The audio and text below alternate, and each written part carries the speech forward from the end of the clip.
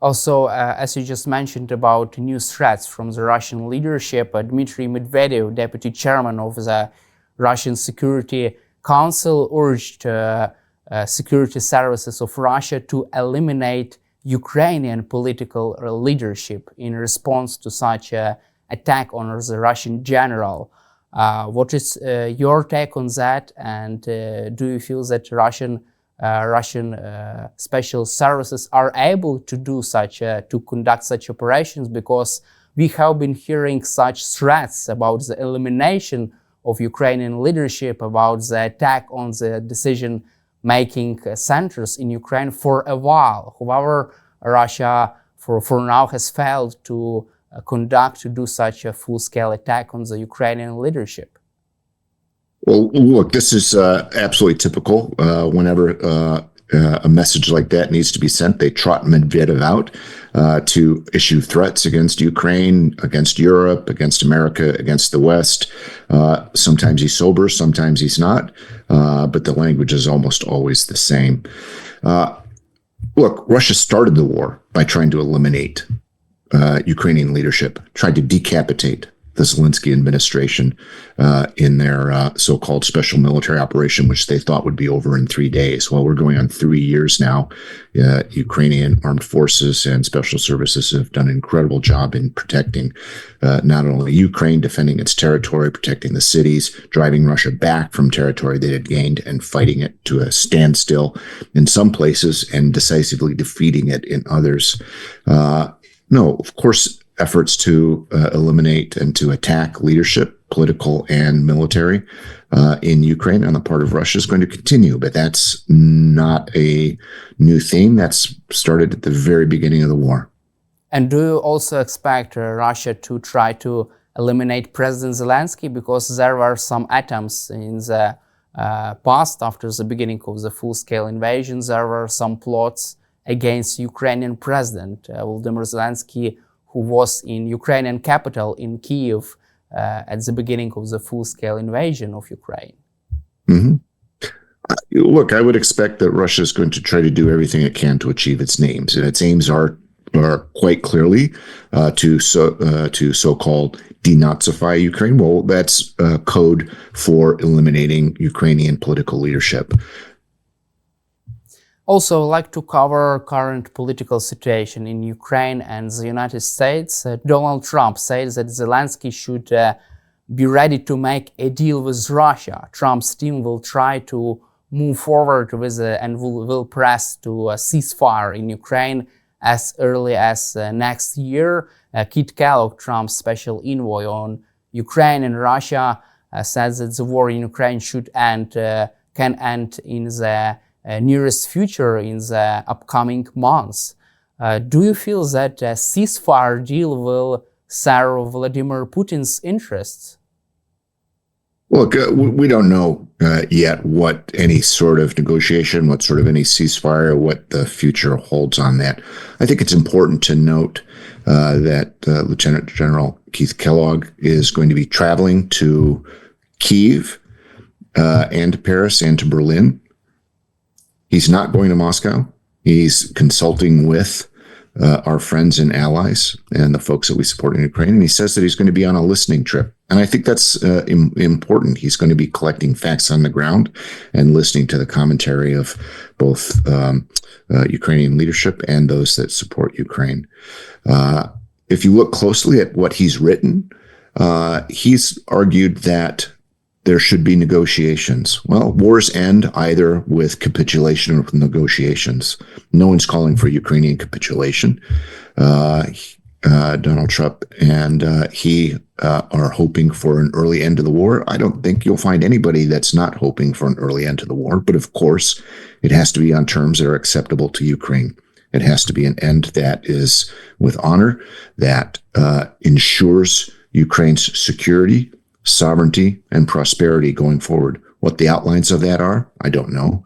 But I think that an important part of any negotiation is going into those negotiations with as much leverage as you possibly can. And what that means is strength on the battlefield, growing military capability, political will. all of those which Ukraine has. From your perspective, what does Vladimir Putin make on this idea of a ceasefire in Ukraine? What does he make of this, and what does his inner circle make of such initiatives? No, look, I'm not inside their heads, but look, we know what they've said and we know what they've done. Before the war, they claimed that they had no intention of invading Ukraine, that they were only doing military exercises. They lied literally every time their lips were moving. Lies were coming out of their mouths about this. They tried to deceive the world.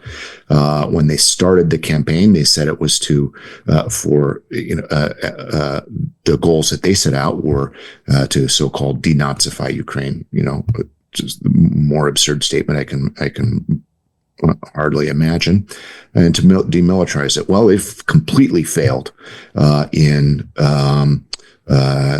shaking Ukrainian leadership, which has been stalwart and strong, and they have completely failed in demilitarizing. In fact, they've done just the opposite. Ukraine is stronger, more capable, more determined than it was at the start of the war.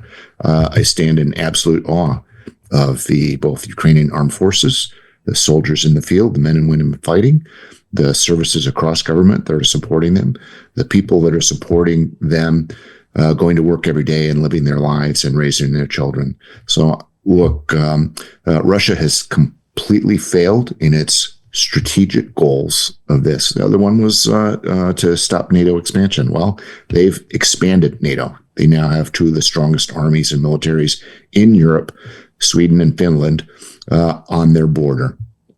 I believe that Ukraine's future will be in NATO. I don't know the timing of that. It's a complex political problem. But I believe that ultimate security for Ukraine and for Europe and the United States is a Ukraine free and whole and in NATO. What the steps are to get there, don't know. I don't believe that there's any magic solution, but it's completely clear to me that the war, any fighting that stops, must stop in a way that doesn't let Russia simply rest, rearm, regroup, and then resume the fight. It has to be with a set of concrete, practical, implementable, visible security guarantees for Ukraine that keeps Russia, deters Russia from resuming the fight. And do you feel that Trump and his team understand this idea, this importance of providing Ukraine with security guarantees and of making sure Russia cannot invade Ukraine again in the future? I believe there's a widespread understanding across the sectors of U.S. government and within Congress of the importance and vitality of Ukraine to U.S. security interests and to security interests of the West as a whole. I think that there needs to be a clearer vision for Ukraine in the minds of Europeans and Americans. And part of that vision, I believe, is a Ukraine that is the most prosperous, most dynamic, fastest growing, and most stalwart member of a Western alliance, defending Western values, defending democracy, and defending our common interests. Also, there has been lots of intelligence cooperation between CIA and Ukrainian intelligence services after the beginning of the full-scale invasion of Ukraine. Do you expect such cooperation to continue after after the beginning of Trump's term in the White House? Look, I can't comment on any of that. I don't know the facts, but here's what I do know, that historically, that intelligence services have played an extraordinary role in being able to sustain relationships regardless of political ups and downs. And so because secret services can operate quietly, operate outside of the political limelight, are intensely practically focused, that there's a capability there to support and cooperate and work together in situations that you might find surprising. And can CIA convince Donald Trump that supporting Ukraine is in the U.S. national interest? Do you expect CIA to play a kind of role in that, in raising awareness? No, the role of the intelligence community in the United States is to provide intelligence and analysis to political leadership, which then lets them take political decisions. The CIA and the intelligence community does not play a political role and does not play a policy role. And that's a bright red line. It's been extremely important throughout the history of the organization that the agency and the intelligence community writ large provides objective, fact-based intelligence, unbiased assessment to political leadership. I would like also to cover current Russia's sabotage undercover operations in Europe. There have been some incidents with Russia's drones and Russia's agents regarding the US military presence in Europe, in Germany. And what is your assessment of the current threat posed by Russia to the European states right now? Look, I think Europe and the United States have been quite slow to wake up to Russian special operations on European territory, and they go back quite far. You can look at the assassination of Alexander Litvinenko in London in 2006, the attempted assassination of Skripal using Novichok chemical weapon. The assassination of Litvinenko used polonium, radioactive weapon. You've seen a long series of sabotage attacks, ammunition plants in Eastern Europe exploding, company officials being targeted for assassination, particularly in the defense industry. You've seen communications and cable lines being cut. Now, recently, you've seen undersea communication lines being cut. So Russia's doing a number of different things with these things. One, they're sending a message of, we know where your vulnerabilities are, and we can attack them. And they're looking for the tactical effect. Look, Russia, for decades, main strategy has been to divide countries amongst each other. They've used energy as a weapon to divide allies. Certainly, Ukraine knows that story very well and how it's been used as a pawn in that game. It has used subterfuge and covert support to extremist organizations to support on both sides of the political spectrum to try to increase division within countries, increase political discord. And they've certainly made massive use of social media and misinformation and disinformation to achieve the same effect. So this all weaves together, going back to the beginning of your question, all goes back into a long-running campaign, systematic campaign to undermine democratic foundations of Europe, to split allies apart from each other, and to create fear and uncertainty. Do you feel that such attacks would reach their goals, reach Russian goals to spread fear among European leaders? No, not if we don't take counsel of our fears. If we understand the nature of the attacks, if we work assiduously to counter them, if we undertake efforts to deter them as well, and there's many other things that they can do in that regard. No, I don't think we need to fear Russian activities. I think we need to pay attention to them. I think we need to work very hard to counter them, and that requires cooperation between countries and between military and intelligence establishments, and it requires a very, very clear eye about what's happening. I think too long we've looked at all of these as little points of information and not connected them. Like a pointillist painting, we need to step back and look at the big picture of what's happening. Also, Russia has been threatening to use nuclear weapons since the beginning of the full-scale invasion of Ukraine. Do you feel that such threats properly work right now for Western leaders? And do you feel they are afraid of such threats? Look, no leader wants to risk nuclear war, but I also believe that any country that threatens nuclear war, particularly against the West, the United States, understands very clearly that starting nuclear war will end badly for everyone involved. President Reagan said nuclear war cannot be won and must never be fought. Chinese leader Xi Jinping recently just said the same thing. So the way Russia can use nuclear weapons is to try to use them as a threat. And they keep doing it because I think they feel that they had some impact in deterring activity, deterring more fulsome support for Ukraine than might otherwise have been.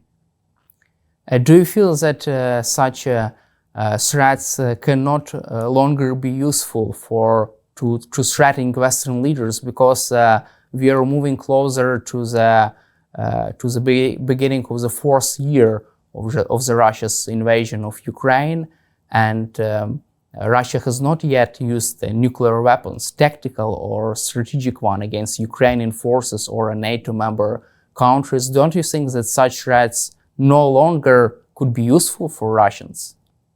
I think they've had diminishing effect, diminishing returns, as they've been uttered again and again and again. They've lost some of their potency, and you see that. In addition, Russia drew many, so-called red lines, all of which have been crossed without that attack. So Ukraine is quite properly defending itself by attacking strategic targets in Russia, oil targets, communication targets, military targets, all those things that are supporting the Russian war effort. That has not resulted in a nuclear strike on Ukraine, nor do I expect it to. Let's also cover the fall of the Bashar al-Assad regime. Do you feel that this is a sign of the biggest Russia's intelligence failure?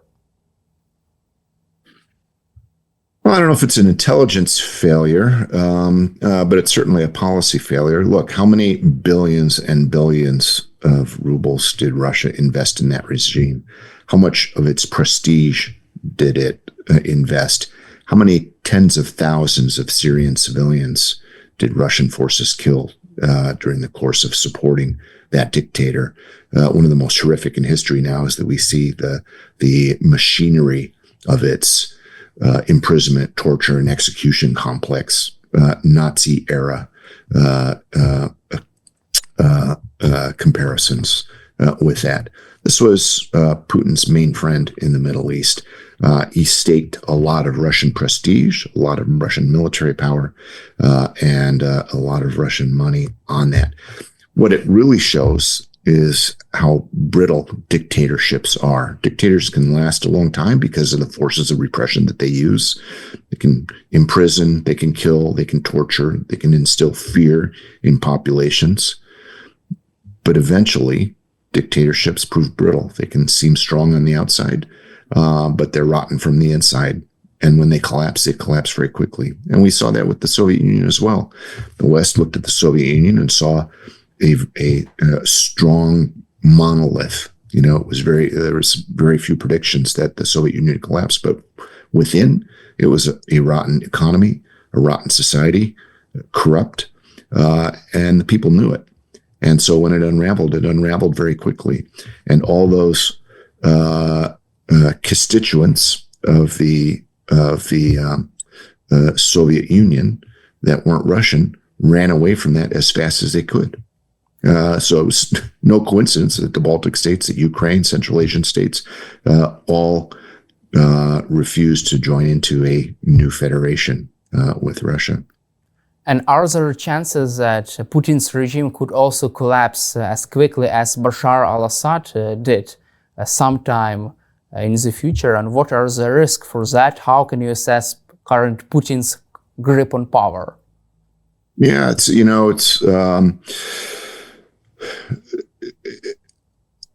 can it happen? Certainly. Is it likely to happen? Who knows?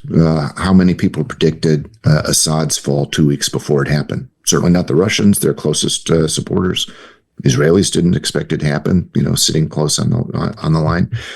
So it can be very sudden when these dramatic movements take place. But what are some of the elements that could lead to that?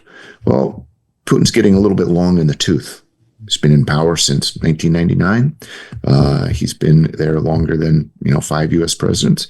He has a very, very small inner circle of people that he trusts, which means there's a very, very wide circle of people out there, officials, civilians, etc., that he doesn't trust. Who does Russia fear most? Do they fear Ukraine most? No, the Russian services, what is the FSB, for example? What do they focus on most? They focus most on controlling their own population.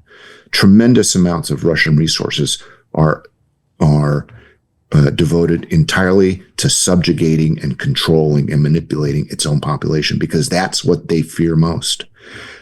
So I think that's an element there that can't be ignored. Does that mean that popular revolt is suddenly going to erupt in Russia? No, I don't think so. Partly because the services have been so well resourced, so well rewarded, and are quite effective in repressing populations. Dictatorships are good at that. Other element that is important, and you see regimes like this collapse, is external pressure. Syria was under external pressure from a number of angles, and it had critically lost its ability for Hezbollah to support it and for Iran to support it in shoring it up. And when it came time, the Sunni soldiers that were standing at checkpoints on the road to Damascus, they didn't want to fight for Assad. They didn't want to fight for a corrupt regime that they didn't have a stake in.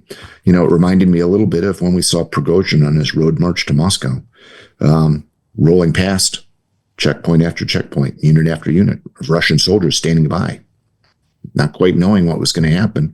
But they weren't defending Mother Russia at the time. They were waiting to see which way the wind was going to blow. So there's elements of Russia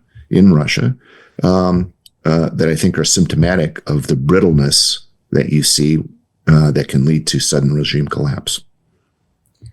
Thank you, Paul Kolbe, for your time and for supporting Ukraine, and to glory to Ukraine. Slava Ukraini. Героям слава. Thank you very much.